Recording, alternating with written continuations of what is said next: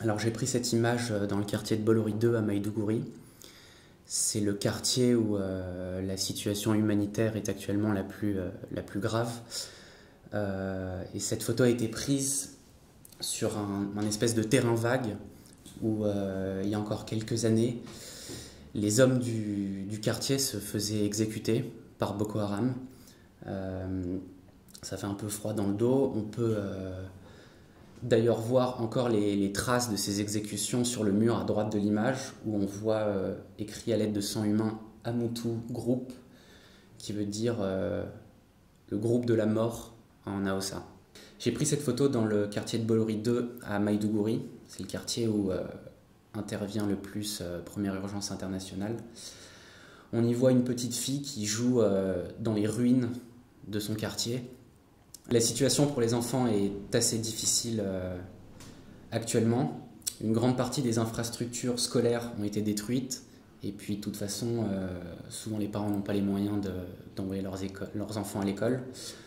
Donc on en voit pas mal dans la ville, un peu déambulés, sans but précis. Alors là, on est dans un camp informel de personnes déplacées. J'ai pris cette photo parce que j'ai voulu montrer un petit peu le désespoir de ces femmes qui ont vécu l'horreur.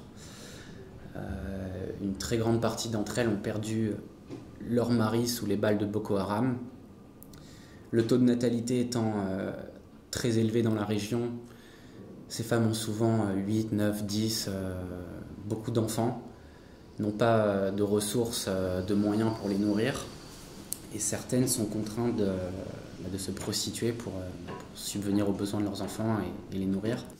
Là, on est dans un centre de santé dans lequel Première Urgence Internationale œuvre.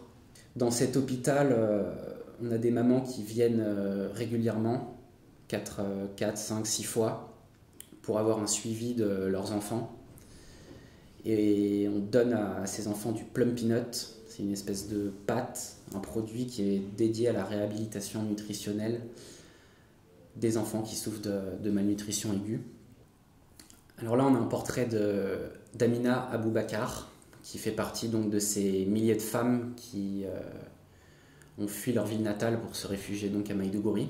Son parcours et son quotidien reflètent bien la situation des femmes actuellement à Maïdougouri.